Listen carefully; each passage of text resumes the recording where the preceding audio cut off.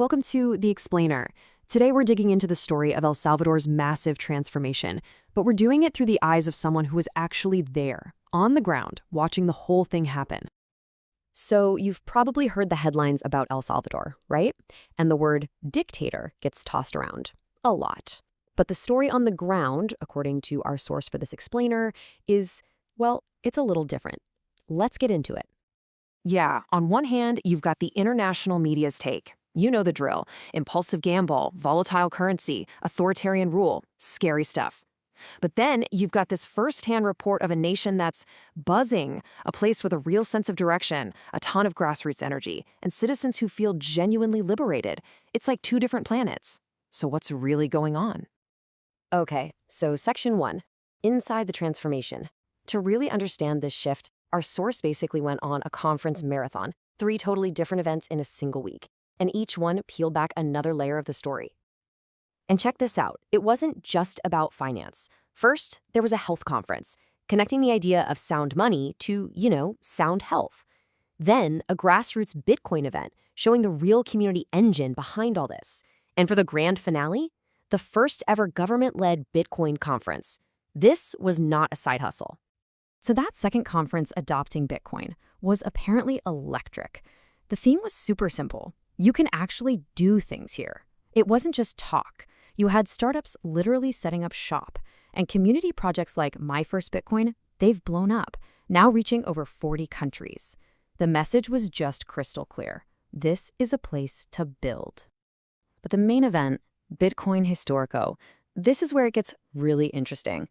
They didn't just rent out some hotel ballroom. No, this was held in the National Palace itself. That sends a pretty huge message, right?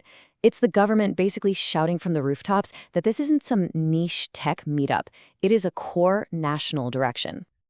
So this whole crazy week, with all these layers, it all led to this, a private dinner with the man himself, President Nayib Bukele. And let me tell you, what our source found was, well, not the guy you see in the headlines. You know him from Twitter, right? The guy with the laser eyes? Well, in person, he's described as sharp, fast, really funny, and totally fluent in the culture. This is not your typical stiff politician reading prepared remarks. Not at all. And here's the perfect example. He sits down for dinner right after Bitcoin's price took a little nosedive, and the first thing out of his mouth is deadpan. Guys, it's over. Bitcoin's done. I mean, come on, that's a guy who's in on the joke. He totally gets the absurdity of it all. So get this, his wit was really put to the test when he got a couple of, shall we say, very on-the-nose gifts. Someone handed him a bottle of rum called Dictator, subtle, right? And, for good measure, a katana. So he's holding this stuff, and someone mentions that he doesn't actually drink. Without skipping a beat, he just goes, "It's fine, I don't often fight with swords either." Just brilliant, a perfect, quick-witted way to completely disarm a potentially awkward moment. And then he drops this gem that basically sums up his whole approach to governance. He gets thanked for everything, and he just replies, "I'm sorry if I run a government, but it's a very small one." It's this one incredibly wry line that just perfectly captures his entire philosophy. Okay, Section 3, the sovereignty playbook. So look, the dinner was great, the jokes were funny, but this wasn't just some comedy show. It was really the exclamation point on a week of huge strategic announcements that show there's a much bigger game being played here. And this is where you see it's not a one-trick pony. The government rolled out this whole playbook for building national sovereignty. We're talking about everything from strengthening local cattle production to buying powerful AI chips from NVIDIA for their own sovereign computing.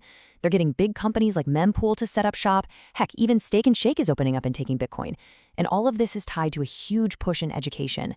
It's the whole shebang. And that education piece, it's not just talk.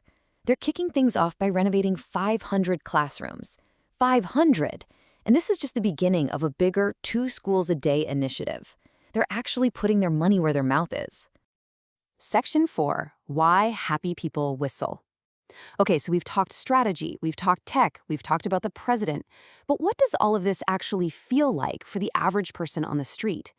Our source sums it up with one really simple but powerful observation.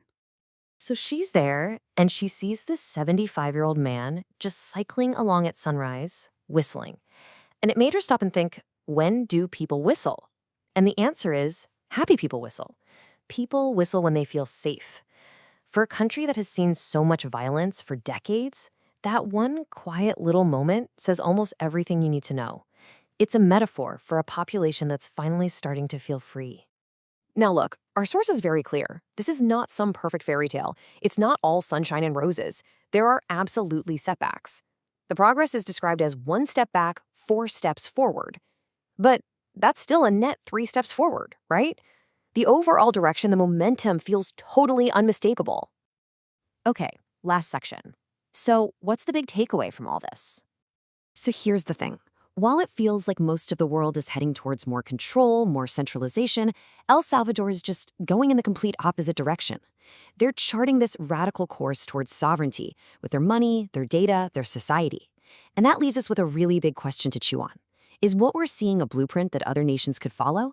Or is this just a very specific, maybe a once-in-a-lifetime dream coming true in one small country?